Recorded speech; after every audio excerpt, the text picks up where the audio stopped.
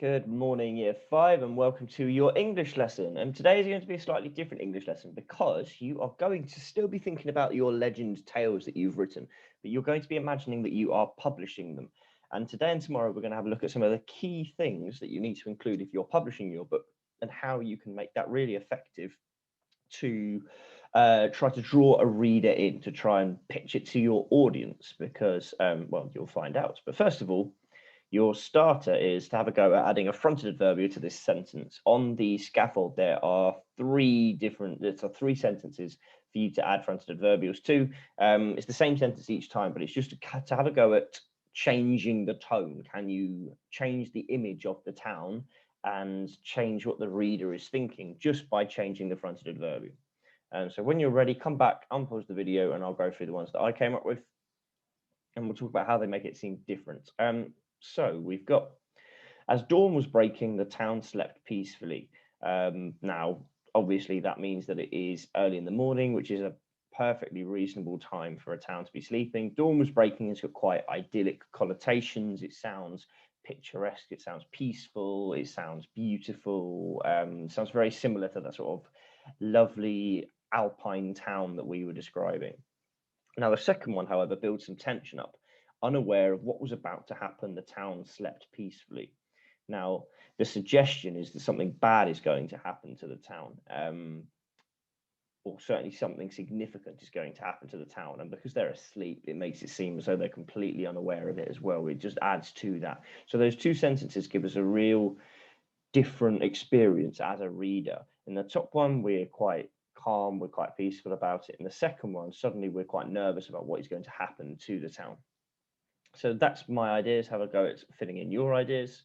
Um, so today you're going to be designing your own front cover for your legend. And we're going to have a look at a few different examples from famous children's books, and talk about what makes a front cover effective. But a front cover on a book is really, really important because if you are trying to draw in an audience, the front cover is what they see first. So the front cover needs to be what draws them in and makes them want to pick the book up. Tomorrow we're going to be writing a blurb, and the blurb is the second thing because once you've got the book in your hands, you'll turn it over and you'll have a look and see what is the book going to be about briefly. So those two key things are the ways that we can draw our readers in. We can see all five of these books are children's books, and we can see the colors that have been used in them. We can see that the title is really big and clear. Depending on who the author is nice and clear as well. If the author is famous, then the author's name will start to get larger and larger. That's the first Harry Potter book, which is why Harry Potter is the largest bit there. But we can see Anne Fine is a very famous author. Her name is quite large. Philip Pullman's a very famous author. His name is really clearly visible. All of the front covers give us some information about the story without giving anything away.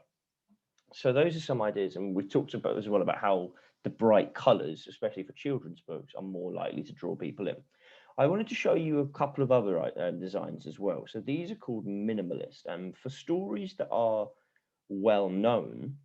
So some of you have done legends that lots of people know about. You can have a really effective front cover that doesn't have very much on it, and that's called minimalism, where you are using smaller details really effectively.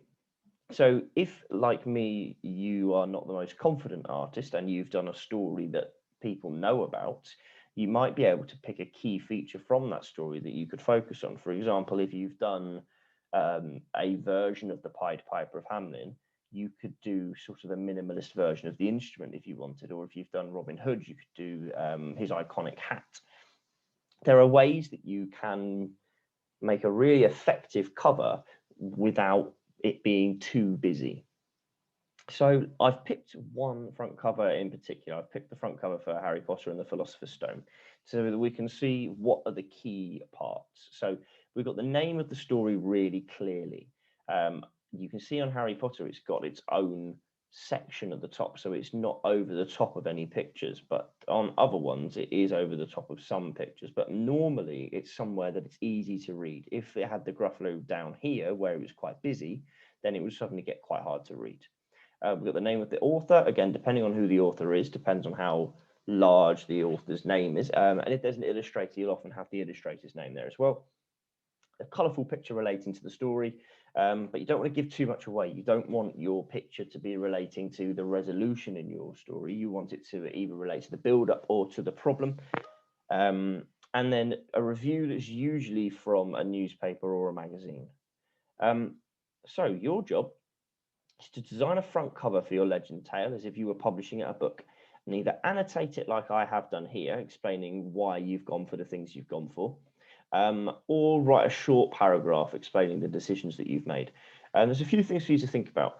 How would you attract readers through the front cover? How would you make them, if they're browsing for a new book, why would they pick up your book? Who's your target audience? If your target audience is children, are you going to use bright colors like we've got here, or are you going to try and pitch it at adults? And think about how that would change what you have on your front cover. You should be able to take a picture of these and upload them to Teams when you have done it. If you're struggling with that, then by all means send an email over. That's absolutely fine. But I'm hoping that we can keep using Teams for as much stuff as possible.